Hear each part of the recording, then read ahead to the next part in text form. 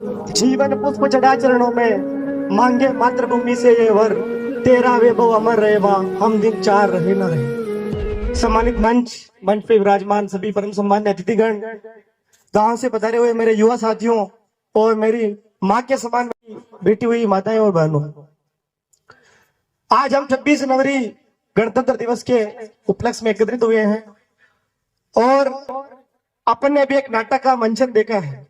उस नाटक के अंदर बताया जा रहा है कि जिस पिता के पास, वो गरीब था लेकिन अपने बेटे की जिद के कारण उसको मोबाइल लाके देना पड़ा, जिस मोबाइल का कोई औचित्य नहीं है, और लाने के बाद सोशल मीडिया के उसके अंदर वो फंस गया है। तो सबसे पहले मेरी इस मार्मिक विषय पर चर्चा करने से पहले आप सभी से हार्दिक अपील है कि 5 से 7 मिनट मैं बोलूंगा।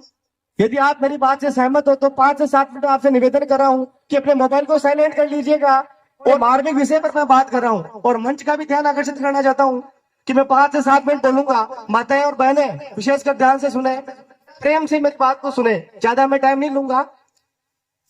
ये सोशल मीडिया का नाटक था। सोशल मीडिया क्या होता है साथियों? सोशल मीडिया का मतलब कि जैसे पहले पुराने समय में, जैसे अभी भी चाय की एक थड़ी होती है, वहां पर 5 व्यक्ति बैठकर अपने विचारों को साझा करते हैं, बात करते हैं। उसी प्रकार क्या होता है साथियों, ऑनलाइन प्लेटफॉर्म पर भी ऐसा प्लेटफॉर्म बन गया, व्हाट्सएप, फेसबुक, इंस्टाग्राम, जिसके माध्यम से लोग अपने विचारों को साझा करते हैं, अपनी बातों को रखते हैं, वीडियो भेजते हैं, फोटो भेजते हैं।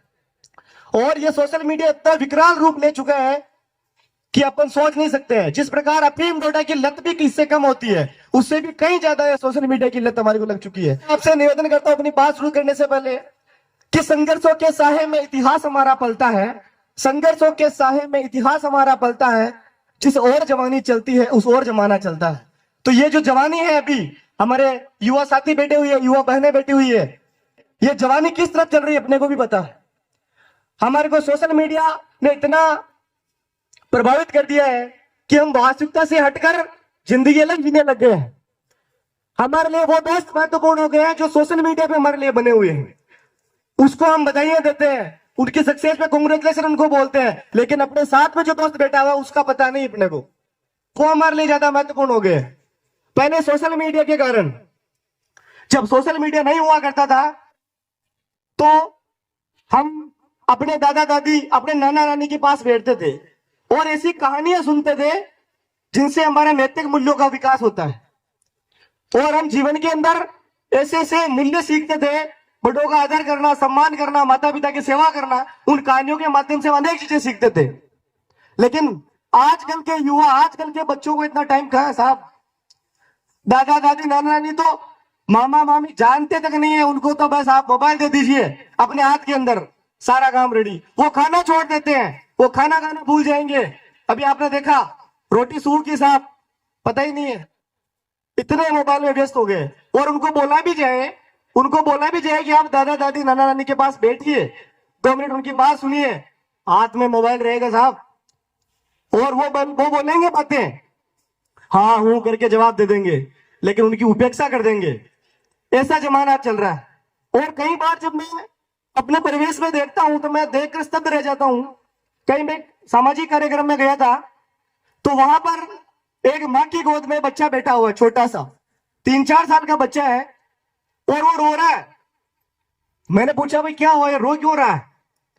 तो माँ ने जो जवाब दिया है वो आप सबको पता है, वास्तविकता है। माँ ने कहा कि इसके सामने मैं मोबाइल रखूंगी, इसके सामने मैं मोबाइल रखूंगी, इसको मोबाइल दिखाऊंगी, तब जाके खाना खाएगा। यह स्थिति है वर्तमान के अंदर सोशल मीडिया की।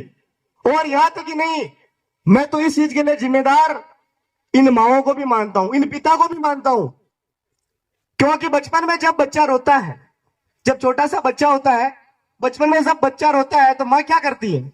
आजकल की माएं, मॉडर्न माएं, 21वीं सदी की माएं, जल्दी से, क्योंकि उनका खुद का अकाउंट है सोशल मीडिया पे, तो क्या करती है, जल्दी से मोबाइल चला के उनको राइम से कविता चला देगी और आराम से चला के उस मोबाइल को पास में रख देगी और अपना काम करने लग जाएगी।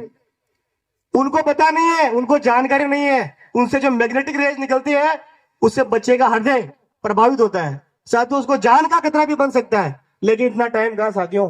और आजकल की माएं और पिताजी, जब बच्चा आता है कि पिताजी, माँ हमारे विद्यालय से एक काम दिया गया है, आप हमारी सहायता कर दीजिए, सवाल बता दीजिए ये चीज कैसे होती है। इतना टाइम कहा साहब, पिताजी और माँ कहते हैं अभी हम बिजी हैं, हमारे पास टाइम नहीं है। जबकि बिजी कहाँ है? सोशल मीडिया के अंदर, इंस्टाग्राम के अंदर, व्हाट्सएप के अंदर। तो बच्चे तो दूर की बात, हम लोग नहीं बच पा रहे हैं इन सोशल मीडिया के। बूढ़े बच्चे सब दीवाने हैं साहब, इनसे अपने को बचना पड़ेगा। और मैं निवेदन करता हूं, मेरी माताएं बहनें बैठी हुई है, इनकी सबसे बड़ी जिम्मेदारी बच्चे का जो पहली पाठशाला होती है वो माँ होती है। आप शुरुआत मत कीजिए, बच्चे को लत मत लगाइए मोबाइल की, उनको पहले के जैसे खिलौने दीजिए। मिट्टी के खिलौने से जब बच्चा खेलेगा तब जाके वो उस चीज में मिट्टी से जुड़ पाएगा। आप बचपन में उसको इंस्टाग्राम, फेसबुक, सोशल मीडिया इन चीजों से अवगत करा देते हैं। आपको जानकर हैरानी होगी कि आजकल का बच्चा, उसको नहीं पता कि मेरा रिश्ता क्या है, मेरा मामा कौन लगता है, बुआ कौन लगती है, मौसी कौन लगती है, किधर क्या है। लेकिन उसको ये पता है 5वीं क्लास के बच्चे को कि इंस्टाग्राम पे फॉलो कैसे करते हैं, स्टोरी मेंशन कैसे करते हैं, फॉलो बैक कैसे करते हैं, रील्स कैसे देखते हैं।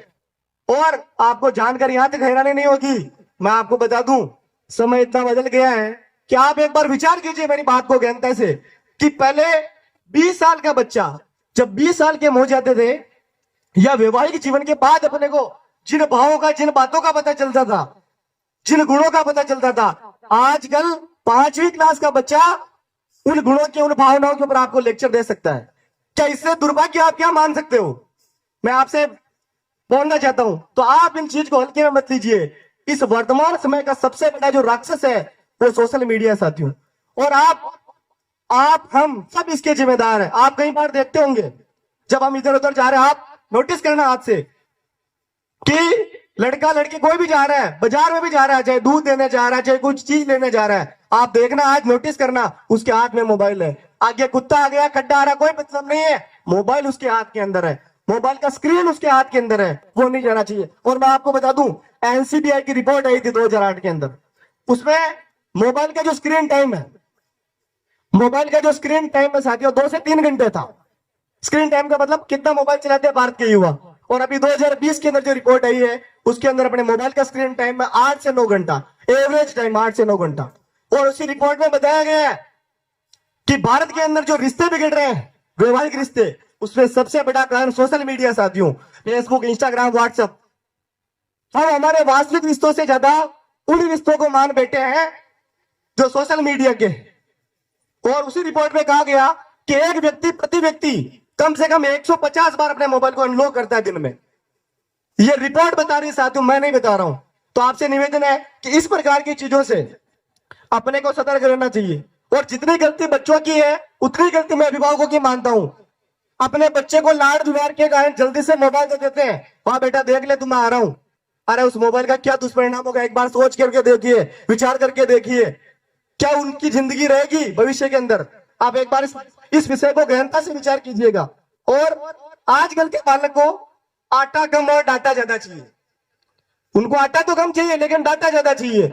विवेकानंद ने एक बात कही थी, उन्होंने कहा था कि उठो जागो और तब तक मत रुको जब तक लक्ष्य प्राप्त न कर सको। लेकिन आजकल के युवाओं के लिए यह बात सही नहीं है। आजकल के युवा क्या चाहते हैं? उठो जागो तब तक मत रुको जब तक 1 GB डाटा खत्म ना हो जाए। ये लक्ष्य बन गया साथियों।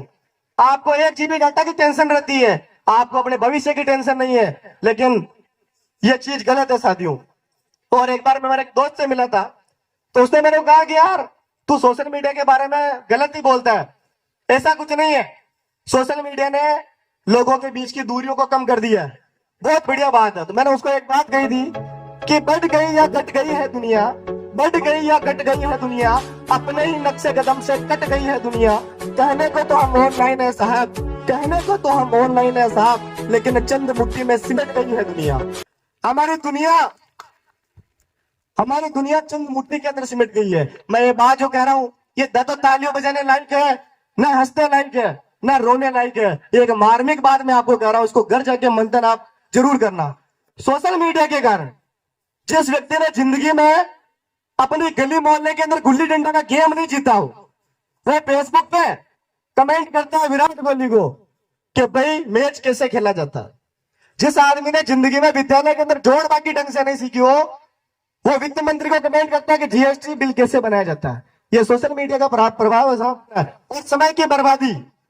आप मोबाइल चला के देखना, अपने को टाइम बाउंडेड करना, आपको पता नहीं चलेगा आपने 5 मिनट के लिए मोबाइल चलाया है, आपको पता नहीं चलेगा रील्स आती जाएगी और आपको पता नहीं चलेगा 1 घंटा कब बीत गया। यह है मोबाइल सोशल मीडिया का प्रभाव। इस इंस्टाग्राम, फेसबुक, व्हाट्सएप के कारण ये जो सोशल मीडिया है, मैं इसको सोशल मीडिया नाम नहीं देता हूं, मैं इनको सोशल मीडिया कहता हूं। ये अपना शोषण कर रही है। आप क्या सोचते हो कि सोशल मीडिया को, आप क्या सोचते हो सोशल मीडिया को हम चलाते हैं? नहीं, ये आपकी गलती है। सोशल मीडिया को हम नहीं चलाते हैं, सोशल मीडिया आपको चलाती है। यदि आप सोशल मीडिया को चला रहे होते तो एक नोटिफिकेशन के बाद आप भाग के नहीं जाते वहां पे कि मेरे फोटो पे कितने लाइक हुए, मेरे स्टोरी पे कितने जनों ने लाइक किया। इस प्रकार की बात है साथियों। और एक मित्र की जो बात थी उसके मैंने जवाब दिया कि सुना था मैंने यहाँ चिड़िया मंदिर में पानी पीकर मस्जिद में दाना चुगती है। सुना था मैंने यहाँ चिड़िया मंदिर में पानी पीकर मस्जिद में दाना चुगती है। यहाँ ईसा मसीह, श्री राम, गौतम की गाथाएं घर घर सुनाई जाती है। सुना था मैंने यहाँ राधा रानी की चुनरी सलमा बेगम सीती है। फिर हम क्यों हो गए जुदा कि जोड़ने की बात होती है। यदि जोड़ने की बात, मैं मानता हूँ नेटवर्क पर जोड़ता है, तो इस प्रकार की बातें अब क्यों हो रही है? इस प्रकार के सांप्रदायिक दंगे सोशल मीडिया से कैसे भड़क जाते हैं? तो ये अपने को सोचना चाहिए, ये गंभीर विषय है।